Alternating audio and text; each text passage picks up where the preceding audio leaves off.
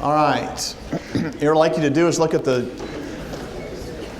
notes today. I'm going to cover primarily the topic of emotions, but what I wanted to do is before I start emotions, I want to make sure and see if you have any questions on the topic that we just left, which is memory. So just as a kind of concluding, I want to have you write this down. We ended by looking at, we didn't put up points 1 and 2, enriching and clothing and flashbulb memories, but this is material you'll find in the textbook. And so see if you have any questions from the notes, or from lecture last time, or from your reading. And remember, as a reminder, what is Wednesday? It is the exam.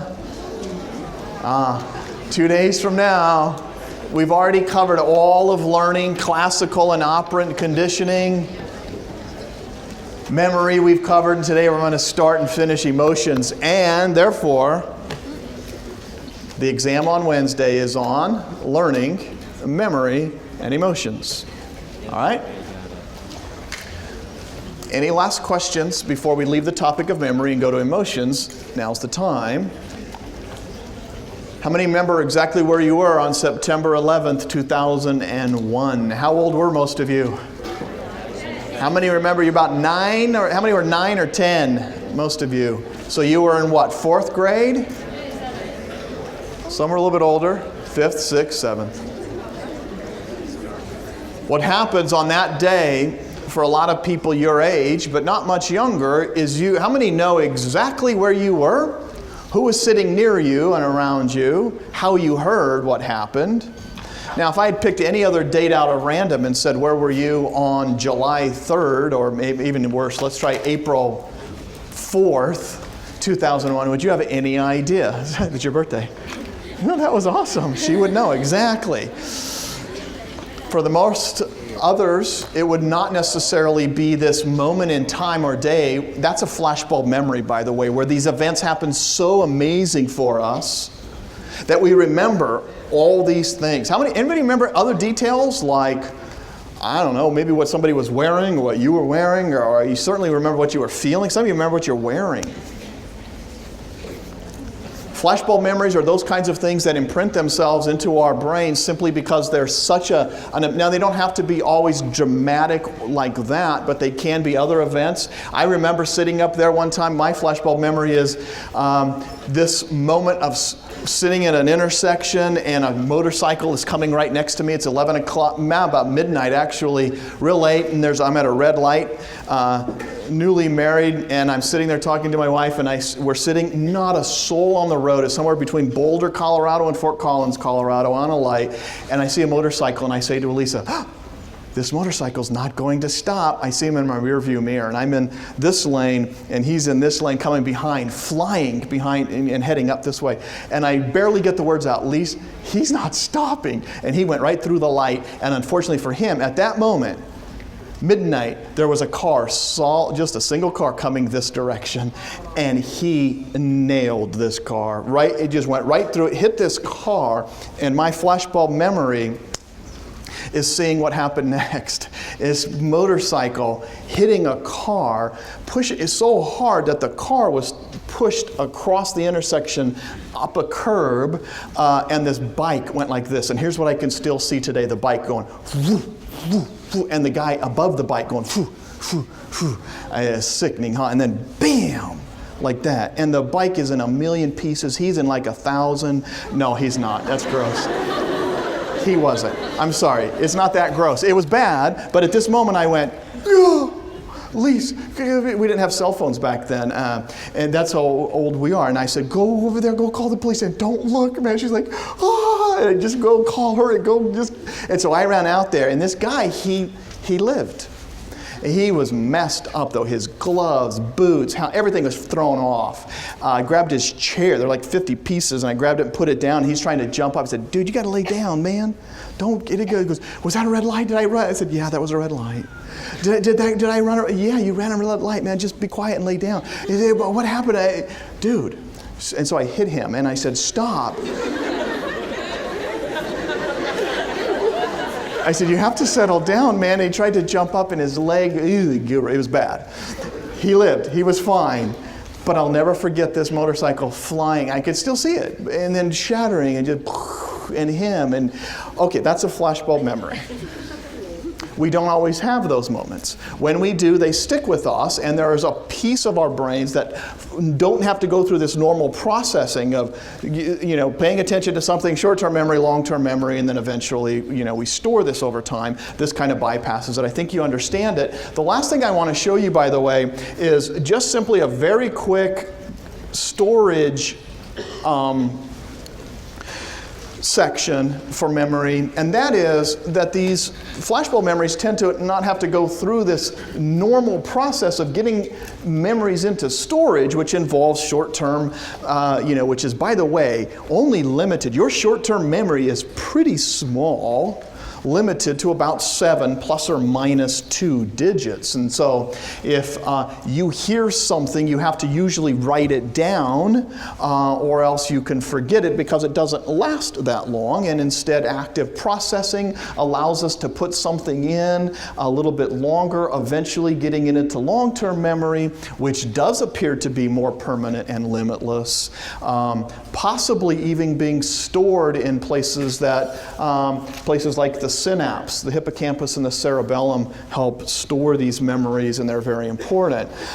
Your book does a good job of summarizing the storage capacity of our brain when it comes to memories, where they're stored, how long they're stored, implications, the idea that it's essentially limitless in long-term memory. We, of course, don't remember everything that goes in there because of recording or retrieval failures or errors, but any questions in your reading about memory or anything about this, because what I'm going to do is just go ahead and leave it up to you to read this, and I'm going to talk about emotions here. What does it mean by memory is episodic?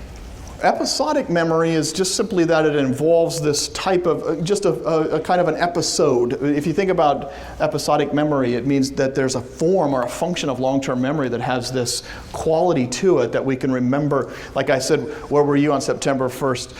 You would have this idea of, it's like, you could almost like a story. And that's the idea of episodic memory. We know how to do certain things or where we were, and we put ourselves in this story. Yes?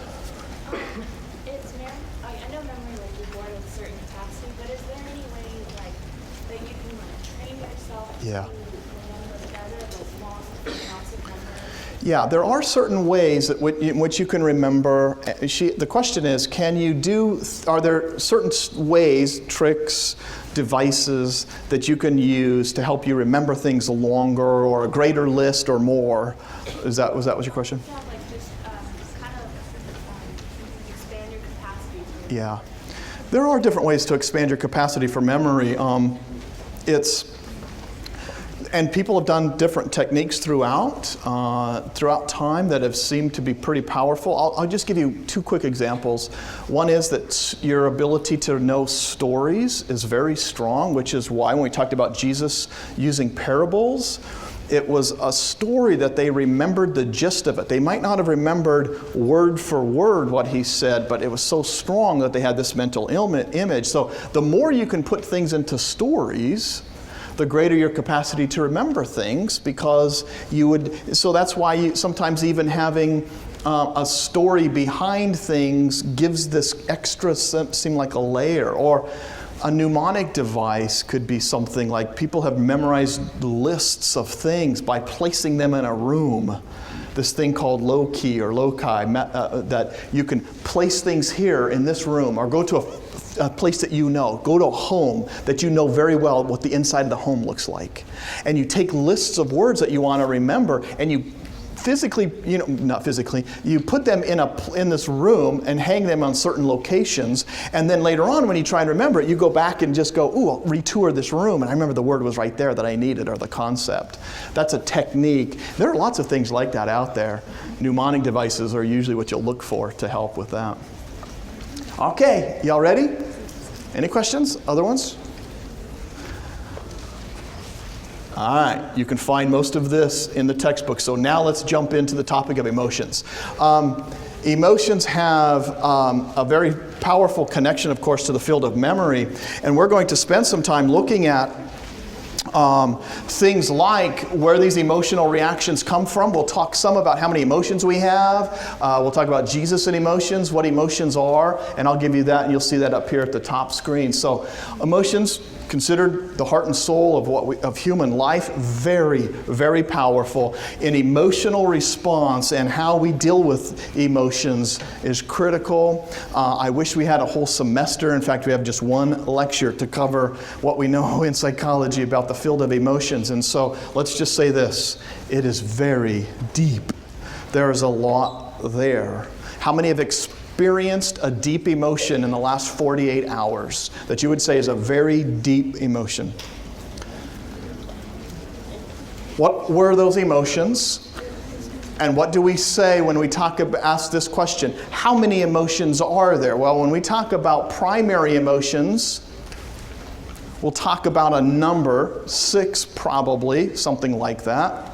But when we talk about humans, emotions seem to be that which separates us out from a lot of animals. You can see emotions in animals. They have fear type of responses. They have aggressive responses. But the subtleties are gone on most animals, and it's humans that are very, very tied into this. Your emotions are so powerful, and what you're experiencing, that they literally become our social connection. I can catch an emotion from you. Anybody know what that's called? You can pass off an emotion to somebody. Anybody know what that's called? It's called an emotional contagion. You can contaminate, you can give away an emotion to somebody, called an emotional contagion. We do it every single time we interact with somebody. Have you ever been with somebody that's really kind of fun and excitable, and all of a sudden I like being with that person. I walk away feeling better, happier, different. But you know why? Or somebody that's maybe not doing so well, you walk away going, I'm a little bit more distracted now or sad. It's the process of something called an emotional contagion. Very deep. We'll explain it in just a minute. So let's start with this one. How many emotions are there? Let's list them out for me real quick. In fact, here's what I'll do. Let's just go through the primary emotions real quick. Give me one real quick. I got happiness. Let me see your hand real quick. Raise your hand. Give me another one. Happiness. Primary emotion. We have 6 of them. Fear. Happiness, fear, anger, sadness, love over here. It's not a bad thing. We're gonna put, what's another one? Jealousy over here. I got happiness, anger, fear, sadness. Who? Sympathy over here. Let's talk about. Okay, here's a clue. These are the emotions I'm looking for called primary. They are only found, or they're not only, but they are found on your face. I can see them clearly. Surprise? I can see pain on your face, but that's an interesting one. It's not the emotion I'm looking for. Confusion, like no, that's a good one though. I'll put it over here. Which one? Fatigue, tiredness, I'd see it on your face, not an emotion, but it is related. Ooh, disgust. That's a good one. That's over here. How many do we have? That was 6. Ready? 6 universal primary emotions. The word universal is important here, and that means we find them in all cultures, in all places, regardless of their exposure to, let's say, different cultures. They all show of these primary emotions, and they show them on the face. And guess what they do also? They show them the same way. Happiness is always this. Whatever.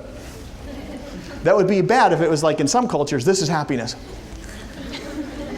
So these emotions, whatever they show up on this, these primary ones show up as a universal language, and that means there's a common thing that we have here. God created us with this very amazing attuned sense of the way in which emotions show up. By the way, in the word, in English, and you don't have to write this part down, but over 600 words we use to describe emotions. We just had 15 listed in here, 16, and there's way more. that deal with secondary or mixed emotions or levels of emotion. You could be not only kind of timid, you could be afraid, you could be fearful, and you can just be simply terrorized. And these are different levels, but they're all words that we use. There's also, by the way, 42 muscles in your face that are used to express emotion. This may be one of the coolest areas around. I use 42 muscles to communicate to you an emotion. 42 that are changed in various ways that I know how to do whenever, and it just simply happens, and we have communicated emotion. But here's the weird twist today. Are you ready? I use these 42 muscles just like you do. They happen very quickly, and I can read your face and your emotions based upon your configuration of these 42 muscles. But there's another very important communication link that this facial, when I tell you right now that I'm disgusted by something, I'll go like this. I'll go, ugh. And you'll go, ooh. Now, what else has just occurred did I just communicate to you my emotion? You just saw it on my face. And then what happens? What happens to you? What's interesting is almost without thinking, you pattern my look. Ready? It's disgust, like, oh, it's gross. Now, you may not necessarily find yourself, but there's doing it outwardly. But here's the weird thing. Ready? You're understanding and seeing my emotion of disgust, and you're almost mimicking this. This is called the contagion part. That's which makes it contagious. But there's something else that goes on inside of us when we do this emotion. I learned something, my brain learned something about me. All right, here's how it works. By the way, in order to test these 42 muscles, I'll show you, this is one of these sensor nets that you don't have to write this down either. But this is just one quick way that we've used. You stick this over a person's face and it picks up all these different configurations. There's easier ways of doing this. This is kind of an older version, but what it does is it picks up how exactly these 42 muscles are moved to make these particular emotions. The cool part is that in this process, some weird things are going on. Let's see if you can identify this emotion. It is? You see her face. It's, how many say it's happiness? Let me see your hands. Okay, happiness. Real quickly. Good. What's this one? Sadness.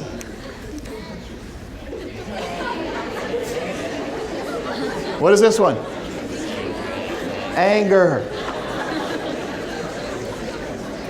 All right, ready? What's this one?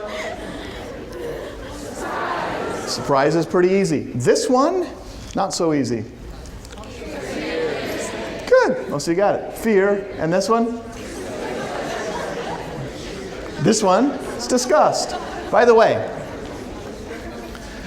one cool finding is they took a bunch of teenagers that were just turning, well, they were in their teenagers, year 13 to 18, stuck them into a machine that allowed us to read some of their emotional brain states as well. And then we gave them pictures. And which emotions do the teenagers most often misidentify?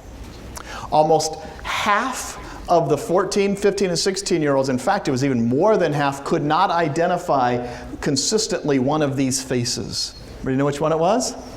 They almost always had a struggle with that face right there. In different people showing fear faces, and they would say, that person's angry. That person looks to me like they're just kind of surprised or mad, they would say oftentimes. Now that's interesting. We don't have time to get into this, but the misidentification of some emotions may have to do with this lack of this frontal cortex. I don't know, we talked a little bit about this in developmental, that it's still growing and developing all the way up through the early 20s. And so the lack of being able to identify this was showing some teens just don't pick this up. All right, that's an aside. Primary emotions then are the 6 that I gave you right here, okay? Some researchers find 7, 8. They might add another 1 or 2 to this, but I think just for our purposes in here, we can say these are our 6 primary emotions. Those that show up on the face, they seem to be universal.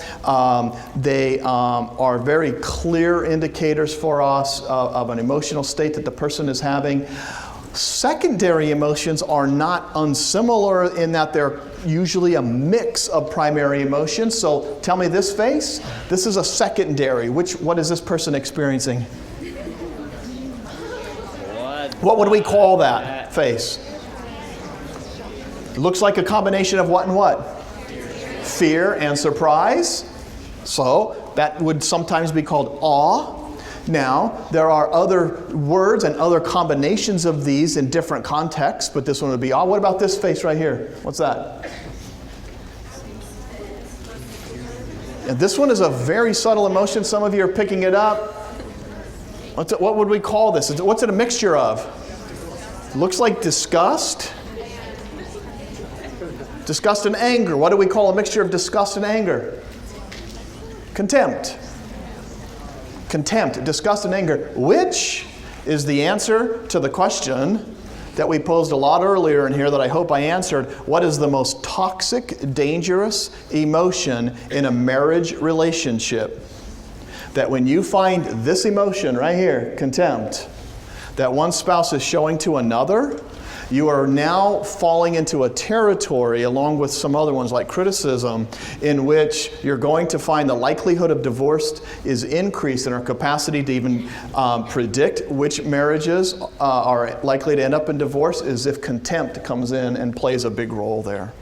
Contempt is saying, not only do I not like you and I'm angry, but you disgust me.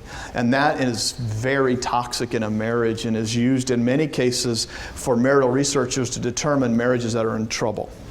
The sign of contempt. And then how about this emotion? That was based on last Tuesday's election. I mean, it was in the New York Times. It was the front page. This was the emotion. What is it? Yeah, this isn't two things. Yeah, there's a little bit of sadness, and then he lost something, so he'd be a little disgusted. Wait, what? And we'd call that remorse. What did I miss? You didn't miss anything. He's still president, but there were a lot of ways in which he lost some of the election numbers went an opposite way that he had hoped. So, okay, all that to say, there are now what we call, this is where the 600 words come in. There's these mixes, secondary, and there's even different kinds of these at different levels. All right. There's also another layer, pleasant and unpleasant. Give me an example of all cultures call this emotion pleasant. Give me an emotion that we all call pleasant. Happiness. Surprise varies. How many like to be surprised? It just depends. Like, or even kind of like you go up and ride, maybe a scary ride or something, and that kind of feeling. All right, this exhilaration or this notion of thrill-seeking we'll talk about. That emotion is pleasant universally. She's experiencing happiness. This emotion is what? This is disgust, by the way. And by the way, the picture he's, one of the things he's looking at is this picture. It's the teeth of a man when he sat down under a tree to fall asleep, and a flesh fly crawled inside his mouth and deposited its live larvae in the gaps between his gums and teeth right there. Isn't that gross? And that's disgust face. Okay, I'll turn it off. Sorry. This thing is messed up. I can't stop this thing. Okay, that's disgust. All right, it's an emotional expression that we have. Here's another one. We'll try this. This is really weird. I can't turn on. Okay, so disgust. We universally call this one unpleasant. This one is also, some of you have seen, it's just a fun, just watch it. It's a real quick car commercial.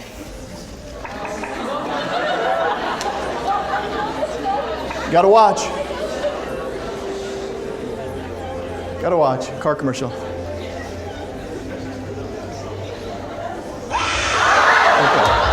All right, somebody. Okay. A little bit freaky. Some of you have seen it. Some of you scream loud.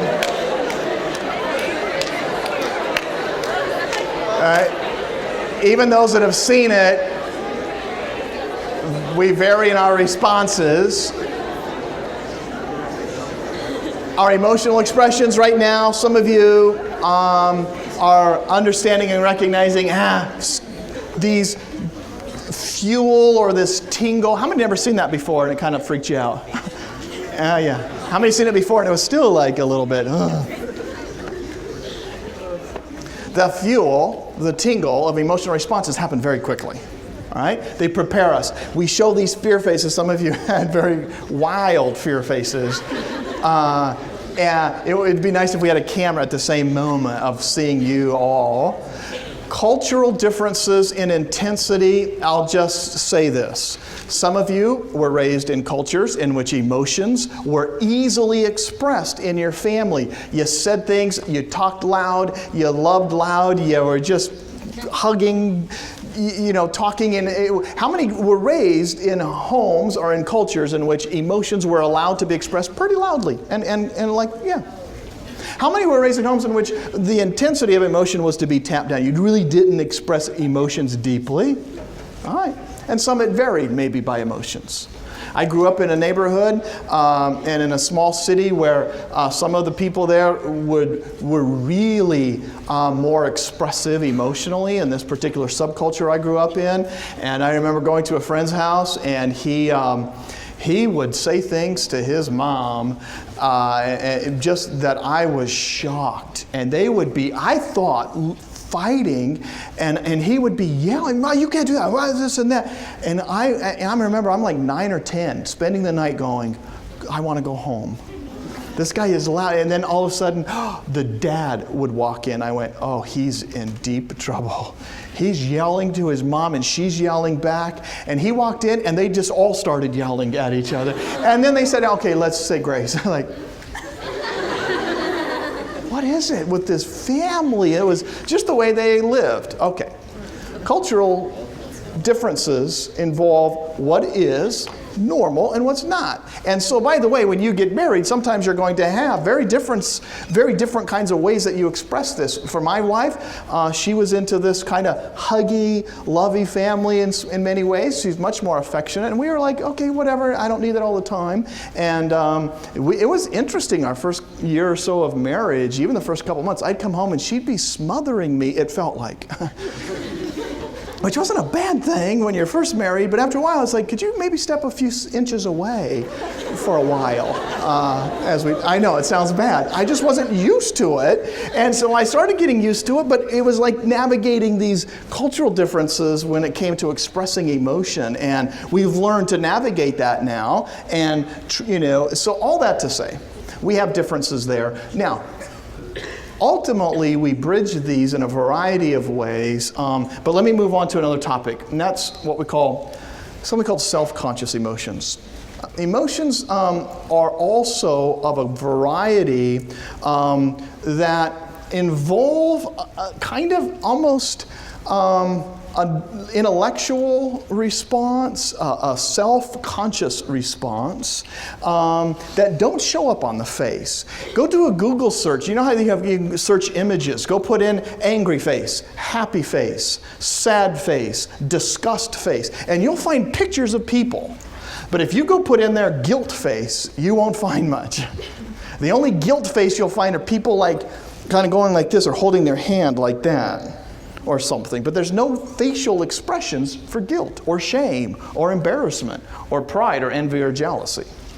Not only that, but these oftentimes require a mental reflection and don't even develop until the second or third year for kids.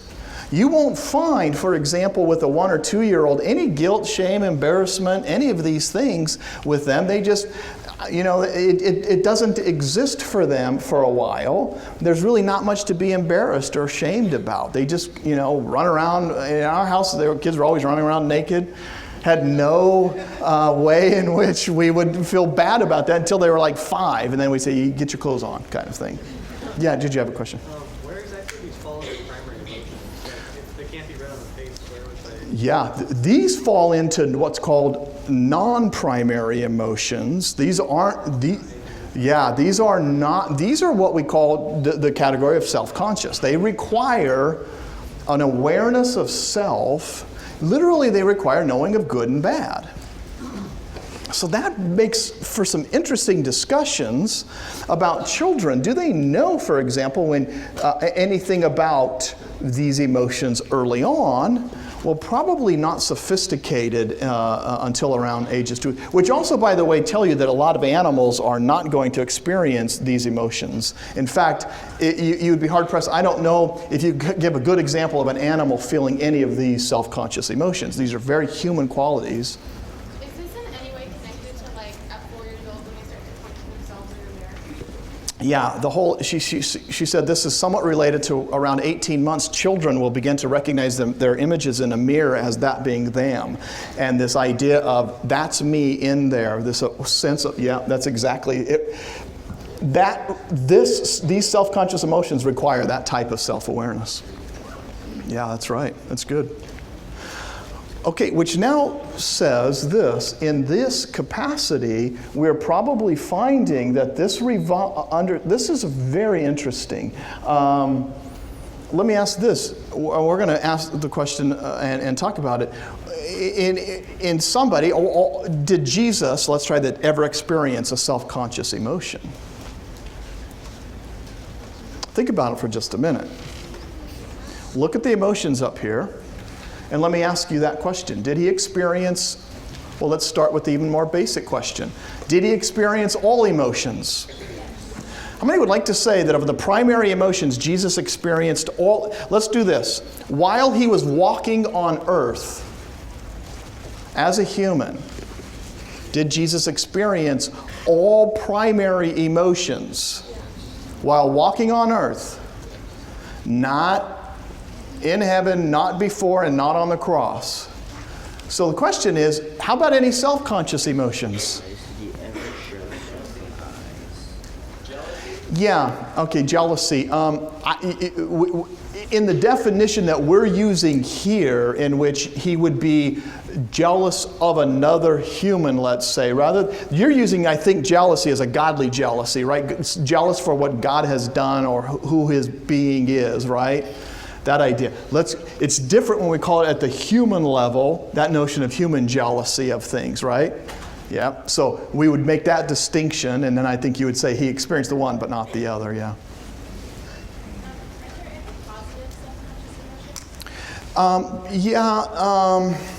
There are, I guess you could say some of these have elements of being, well, I don't know. It depends on what you mean by positive.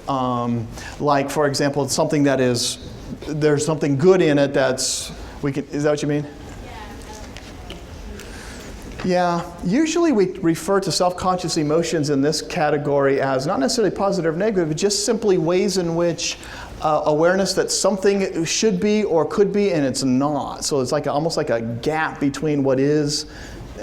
That's one way of looking at it. Did he experience any of these? Any others? Humiliation, like embarrassment? Yeah, could he have been humiliated or embarrassed?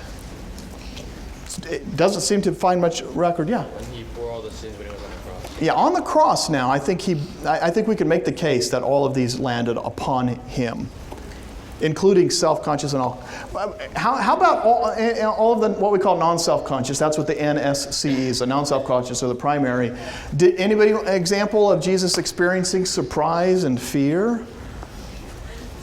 Today we talked in chapel, if you were here today in chapel and you heard a little bit about fear, that notion that maybe it forces us to do some things, take it upon ourselves. I would ask this question, are there instances, biblical instances of Jesus really showing fear, terror, being afraid of something?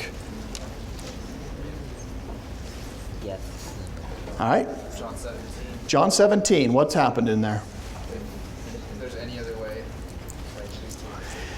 He's thinking about what's about to occur in his life, and he's saying, this cup that I am, if there's any other way, please remove it, right? I mean, is that fear? In the garden, how many want to say the Garden of Gethsemane is the place? Go ahead.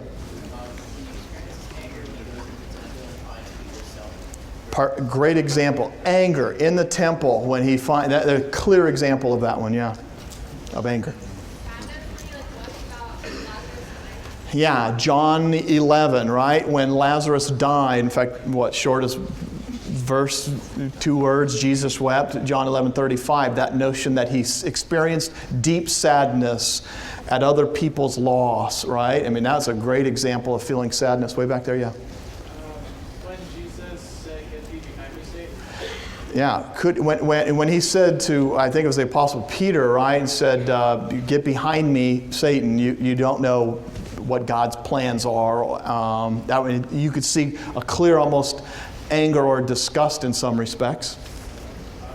Disgust when rebuking the Pharisees and at one point even comparing them to corpses. I think you would find easy situations of anger mixed with almost like a contempt or disgust for some of the Pharisees, what they were doing and how they were leading the people. I think he was surprised when his mother was trying to pull him back, and he was like at the temple and he was talking with the religious leaders. Yeah, surprise is another interesting one. Was he ever like, "Oh, that surprised me, I didn't know that was coming"?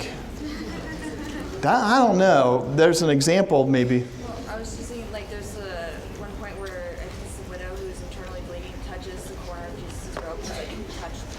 Yeah, when the woman that's bleeding touched his robe and he turns and said, "Wait, my power's gone out of me," or something. What happened, right? There's another one that, yeah. Jesus showed surprise with the Canaanite woman. The one where when she displayed her faith by talking about God's promise on the earth. Yeah, the Canaanite woman is a good one, and another one where the guy asked for healing, remember, of his the person underneath him, and he wanted his servant to be healed, and Jesus said, "All right, let's go, I'll heal him." And the guy said, "Well, just say the word. I'm a soldier over many soldiers, and I just say the word and they do it. And so all you have to do is say the word, and my servant will be healed." And Jesus said, "Such faith I've not found in all of Israel." Did that surprise him, what this person said? Okay, all this to say, there are instances of anger, joy, disgust, sadness. I think it's just a great question to look at. Was somebody who was sin-free experiencing any of these emotions? Are these simply because of self-awareness, good and bad, that wouldn't exist and wouldn't exist in a world in which there is no sin? Let's say in heaven then. Go ahead. If God is omnipresent, how could he be surprised? The question he said is, if God is, aware of all things, how could he be surprised? What did Jesus, in a sense, give up in his humanness? One argument is that to say that when the apostles were asking Jesus when he's rapture and in time's going to happen, he said not even the Son of Man dies at 20 times, but not the thief in the night. Yeah, there is some sense that there are things that it was chosen to give up. Even this, when is he coming? That idea. Well, it's just good questions to think about. Nothing here other than some of our emotions seem to have a capacity. By the way, with fear, I will say this. One thing that I'm convinced of is that anytime you see the fear, a human showing fear, Jesus' response is always the same. Do not fear. Do not anxiously look about you, for I am your God. It's almost all cases when humans were exposed to the supernatural, an angel came down, or they heard God's voice, they were fallen in fear, and oftentimes the response was, don't fear, don't be afraid. And fear is an interesting one. It was a great chapel today to hear a little bit about Isaac and what fear does and how it can paralyze or cause people to make some tough decisions. But I find biblically it almost always is the case that the response is, don't be afraid. Now, I think Jesus understands all of these emotions simply by what's gone on the cross, and all sin was upon him. And so we'll save that for another day, and if you have questions, come talk. But let's go into this. What are emotions? Emotions involve a mixture of three components. Any other thoughts real quick? Comments? Okay. They involve three things. That physiological arousal, when I showed that video, real quickly what you felt was the sympathetic nervous system kicking in. In deep emotions, we feel these things, such as all listed up here, ways in which we're prepared by this nervous system to respond, either by flight, taking off and running, or by fight, kind of fighting back.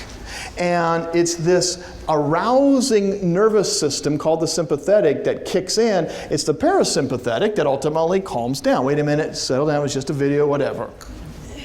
Okay? So you don't have to put all of this down here inside this slide. It's just simply the ways in which our sympathetic and and parasympathetic nervous system operate and function. But they provide, that's the fuel or the tingle. How many, when that video clip came up, felt that tingle? That kind of like, and that kind of, some of you reacted in a certain way. That's the sympathetic nervous system sending off a hormone very quickly. You can see how fast it is. Some of you respond that way with a scream or a yell. How many did scream just briefly? Because it was kind of loud in here. That's one reaction that we have, but the feeling, this hormonal reaction, is epinephrine and norepinephrine would be good examples of, during an emotional state, this first component of an emotion is that feeling, that physiological arousal, that thing that happens, and it's very quick. All right?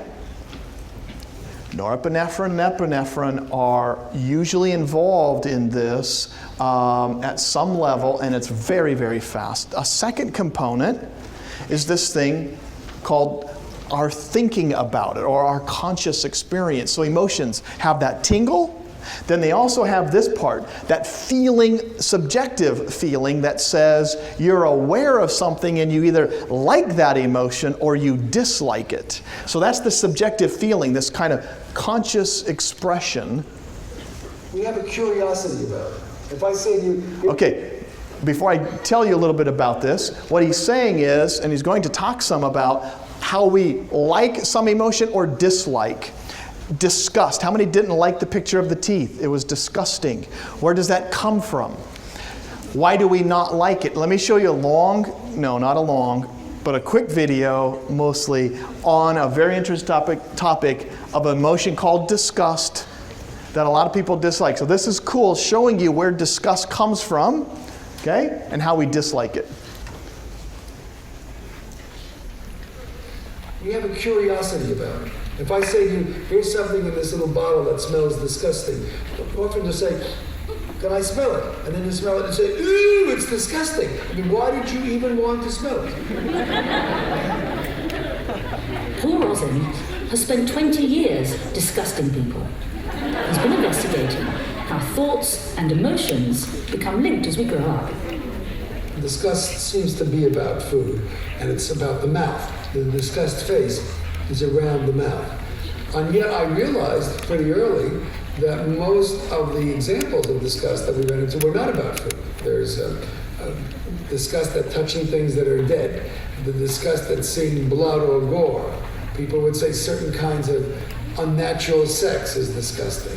People would say that certain people were disgusting. So the question is, what was the relation between the original food core of disgust and all these other things? It's been a dirty business, involving a range of unsuspecting victims and lots of messy foods. Some ketchup on it. See, like that. Now, how would you like to have that? No. Anyone with children knows how quickly they learn what they do and don't like to eat. Would you like to eat that? By 3 or 4, they've learned there's a basic distinction between foods and things that shouldn't be eaten. Right on? No, that's from drawing. Licking it? No. How about touching it? No? You know what that is? A poopy. That's a doggy. Would you like to eat that? No.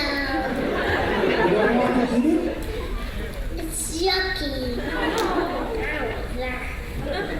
Would you touch it? No. Would you eat it? No.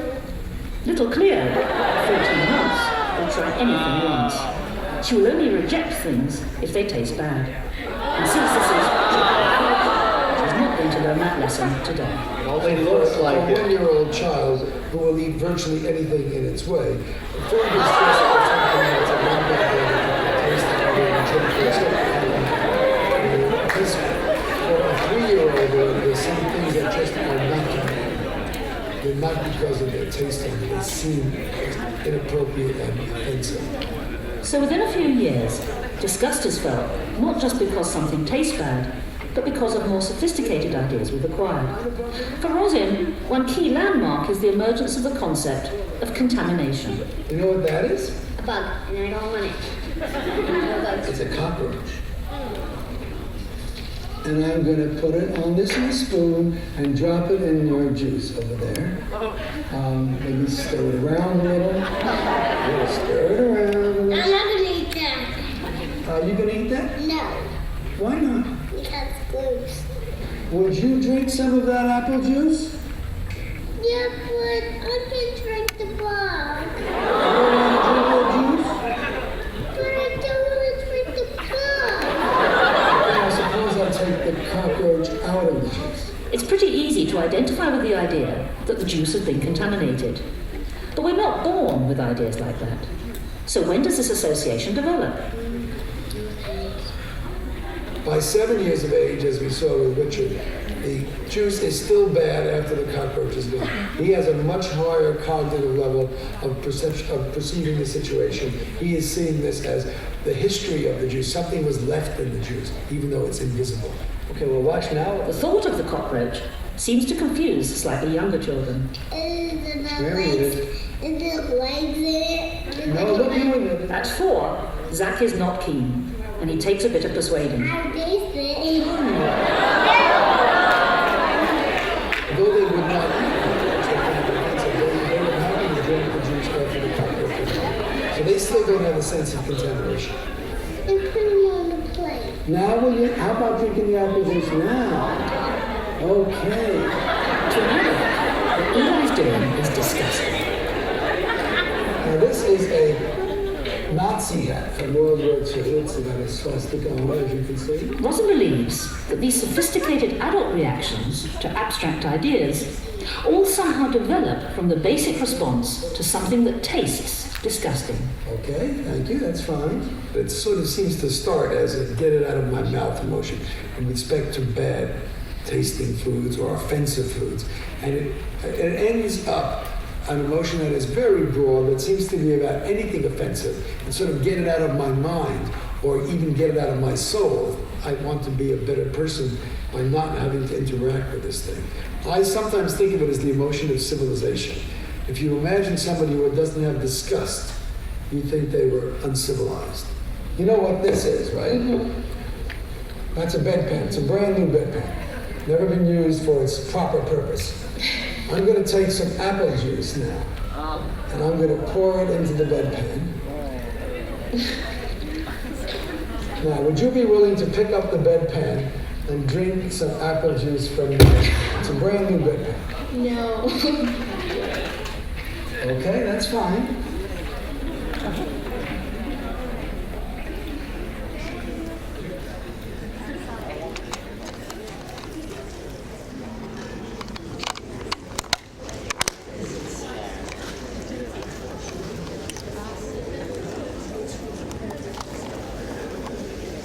Okay.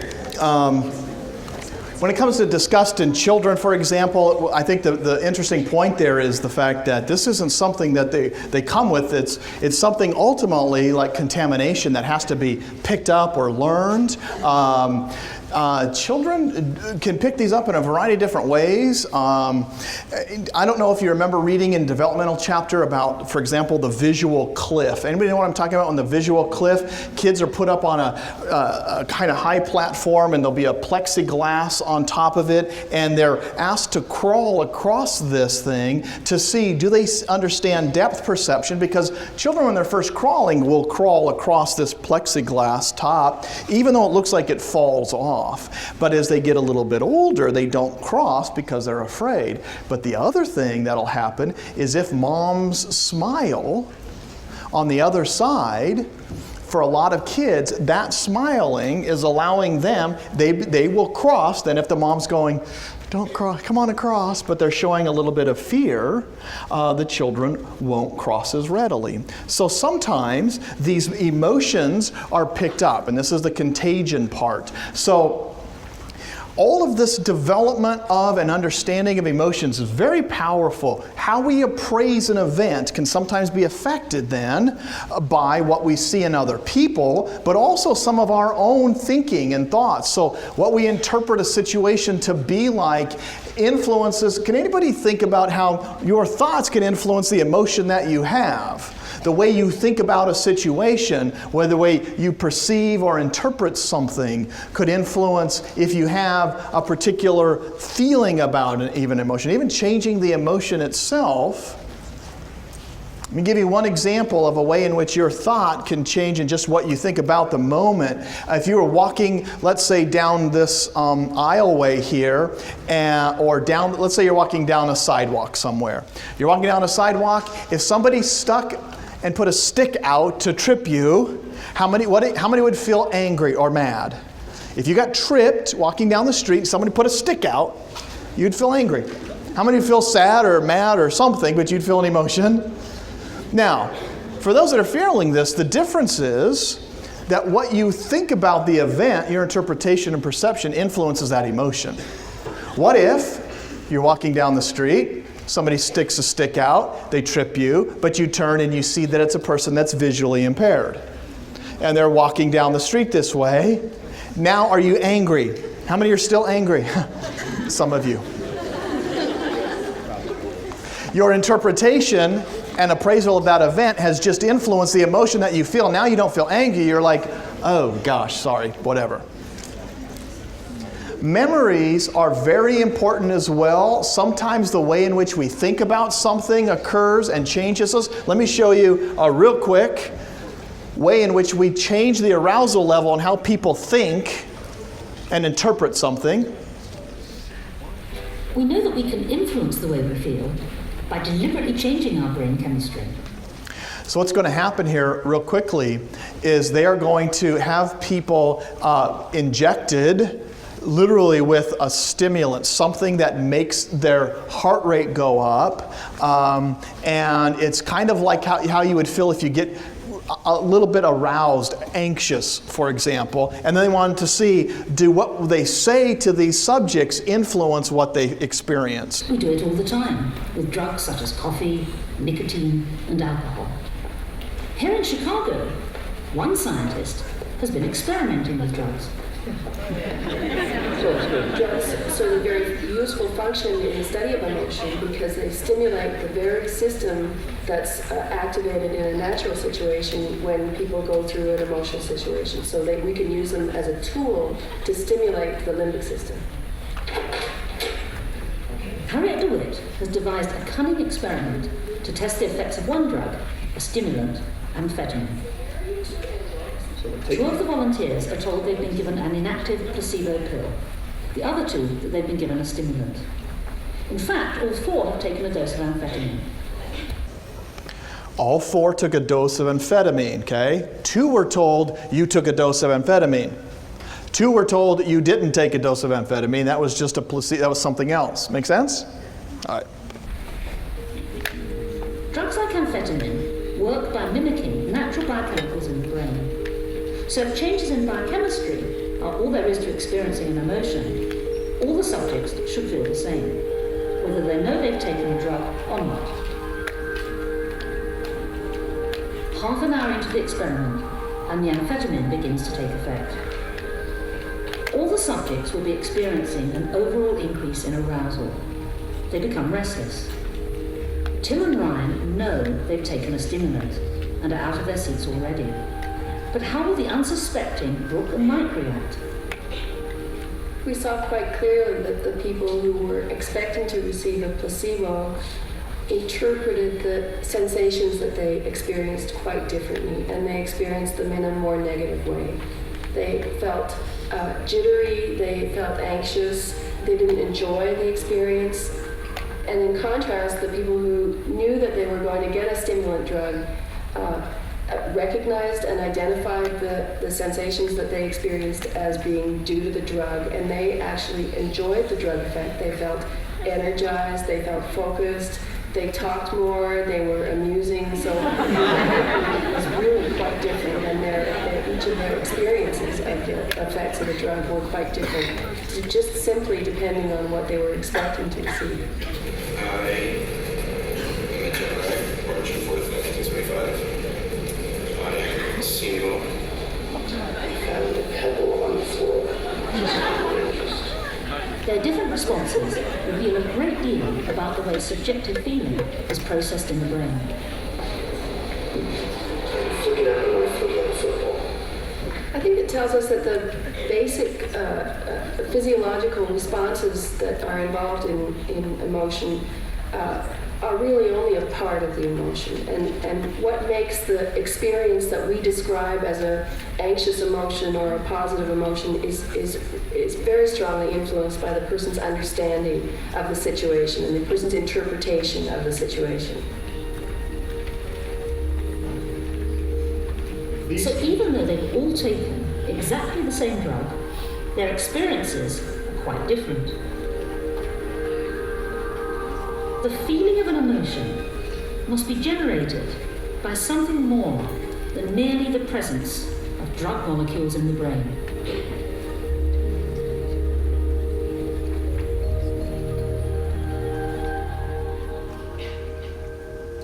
Okay, this is interesting. They all took the drug. These two called it positive. These two on the outside said it was something negative. Same exact physiological response, and that has to do with now our cognitive appraisal, our interpretation of what just occurred. So what does this mean? It has implications for the way in which we think and how we interpret or call some of these emotional responses. Interestingly enough, our body's outer expressions are also complicated in that they show these emotions. So, for example, if you have a particular emotion, let's say it's anger or happiness or fear, I can read it on your faces, but it's in your body that I see the extent of your emotion. I know, ready? I can tell the primary emotion from your face, but I know how strong you're feeling by looking at your body, okay? This person is obviously very excited, and I can tell from this body posture that I just made like $1 million on a putt, or whatever he did. And these people in the background, or what are they doing? Same thing, right? You could I don't know what they're excited about, but they're going, yeah, you just made $1 million or whatever. We read on body posture then the intensity of the emotion. Got it? On the face, I identify what emotion. The body, I am able to read its intensity. And the outer expression of these are very important even for our own understanding of other people. Why is my facial expression important for understanding you? Why is a facial expression on me important for me understanding you?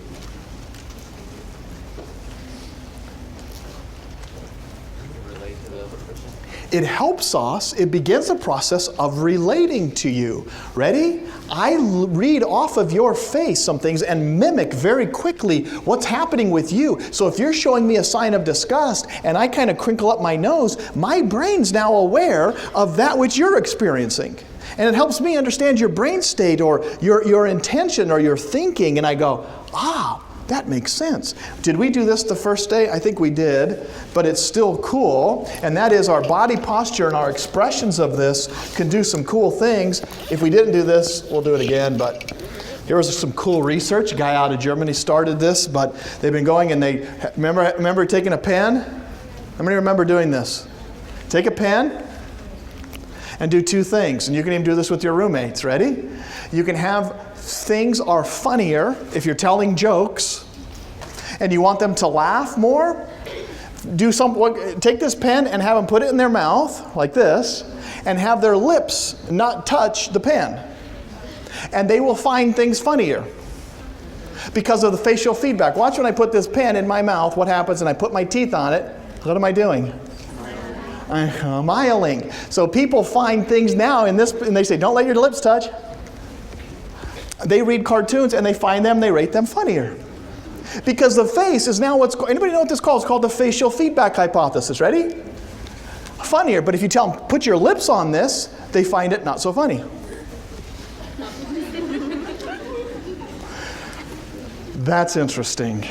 You think, well, that's weird, but this is a fascinating study about the effects of your face expressing an emotion, telling your brain what's going on, and if you find things funnier this way, then there's a mechanism called facial feedback hypothesis that says this outer expression influences what we feel. That's interesting. There's a lot of consequences and implications for this, because it tells us, then therefore I'm able to mimic or read some things off of you, and my face gives feedback to my brain about that which you and I are experiencing. That's intriguing. Gestures are another expression we use in all cultures, different ways of saying, I'm really feeling an intense emotion right now. Anybody have a gesture in your culture that you know of or you travel to that shows you're feeling such an intense emotion of anger that you'll do this when you're angry? Anybody know any ways of expressing anger in other cultures? Anybody know any? We know the one in our culture, right? We know the one in our culture. What, do you have one? Yeah. Would you like to show it? The what now? Oh, the middle finger. Yes, the middle finger. Perfect. That's in this culture. The middle finger, and it's used in lots of other cultures. That one is basically me saying this, right? It's hard to even do. I'm not sure why it's hard to do, but it's hard to do. And it just says, I'm very angry with you. They give me another one. Do you know one? Another one's like in other countries, the peace sign. Yeah, the peace sign, for example, in England. But this is fine.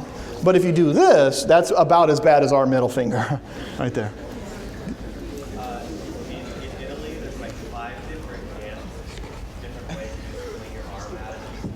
Okay, in Italy, there's different ways that you can do the same kind of thing as the middle finger. Yeah, flinging and... Did you have one right back there? Go ahead. Yeah, apparently, I'm not sure if it's true, but in China, you're pinky. Oh, in China, maybe a pinky? I don't know. I think it's some... Yeah, move. Anybody? Good, you have one?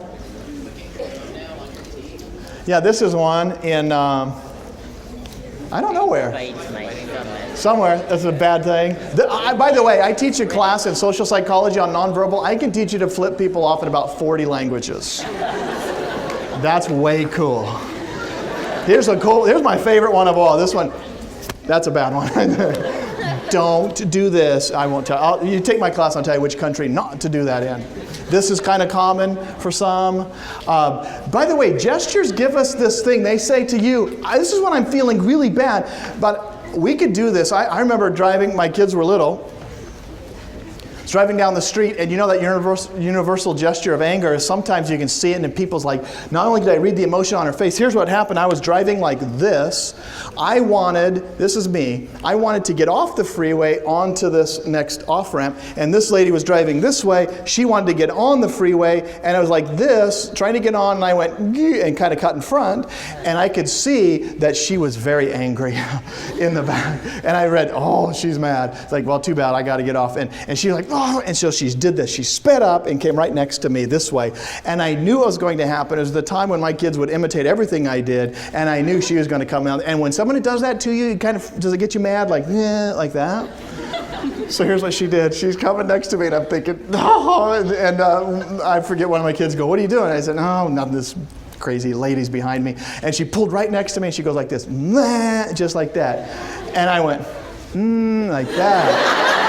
I stuck my tongue out because I didn't want to. And I'm telling you, her face was amazing. I went, and she went, oh, like that. Like, that's so bad.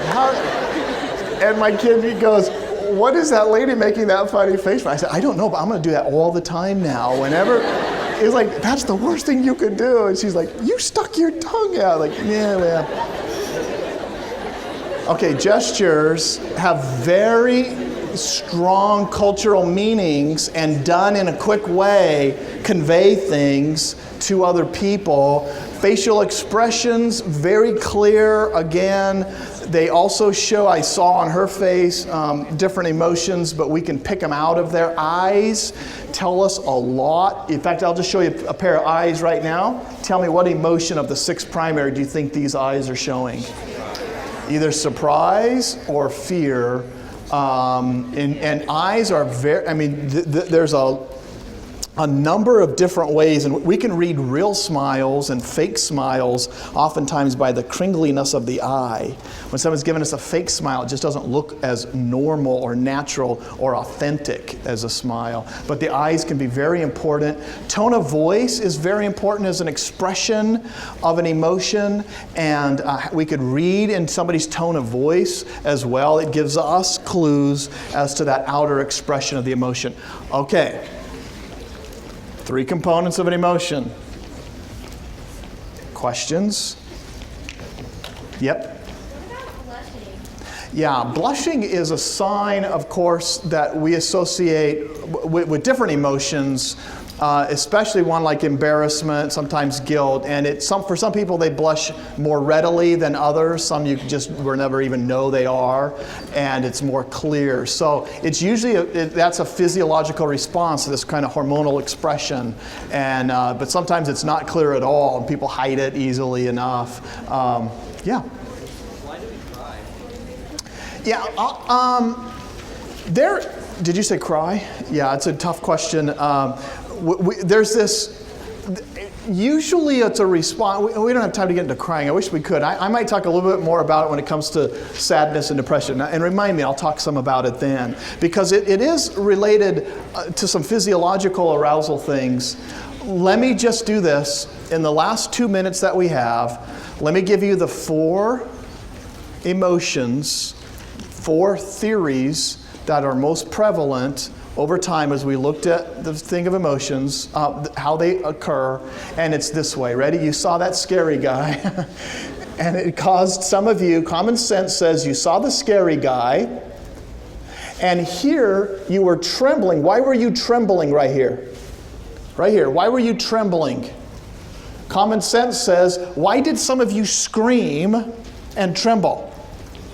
Because you were what? Because you were afraid. And that's the common sense theory of emotion. You trembled right here. This guy popped up in that video. You had fear, this conscious expression of fear, which led you to do this autonomic arousal. That's, by the way, we call that the common sense theory. That's what we used to believe for years and years. That was the sequence. There was some stimulus, leads to this feeling of fear, which causes you to tremble.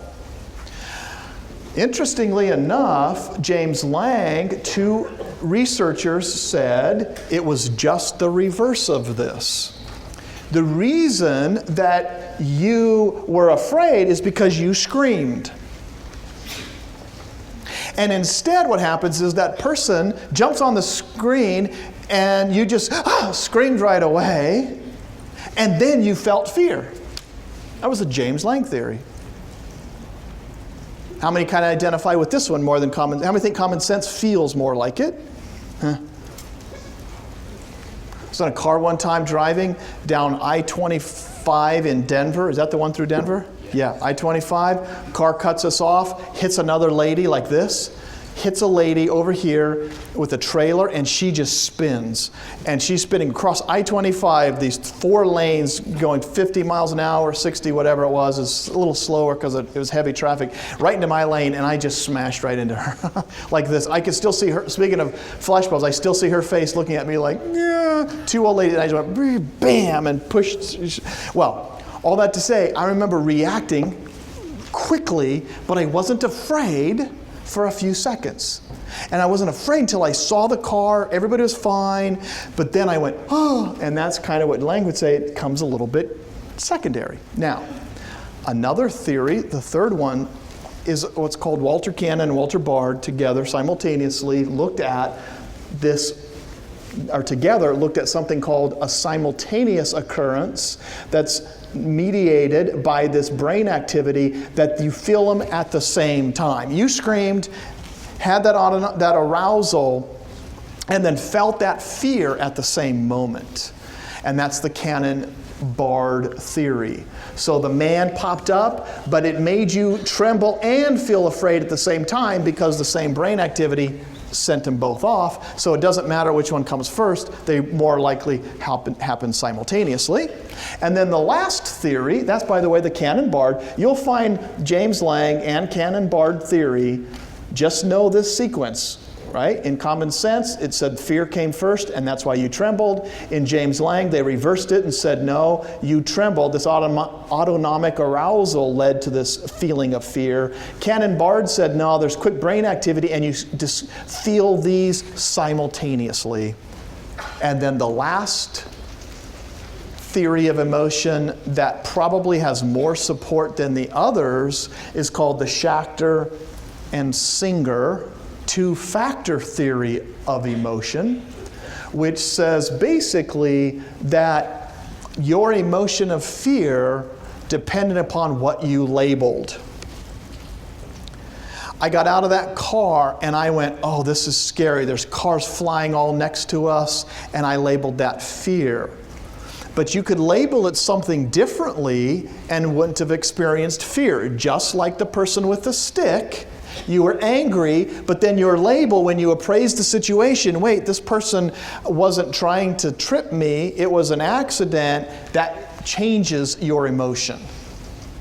You ever seen little babies when they're walking, learning to walk at 1.5, and if they were to come running down here and fall, what do a lot of parents learn to do with their reactions? They see a little kid fall, and the first time you might go, oh, and that kid kind of looks like this. First thing a kid does when they fall is they look at you to tell you, what's the emotion should I experience? You ever seen that? Kid falls and they look at you and you usually go, parents usually go, oh, good job, way to go. Unless it's a bad fall, then you wouldn't want to do that. But if it's just a normal fall and the kid goes, oh yeah, I'm fine. That's not a problem. That is the Schachter and Singer, an example of the two-factor theory, labeling it. Any questions on this? We're out of time.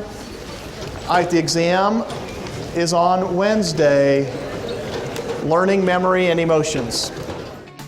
Biola University offers a variety of biblically centered degree programs, ranging from business to ministry to the arts and sciences.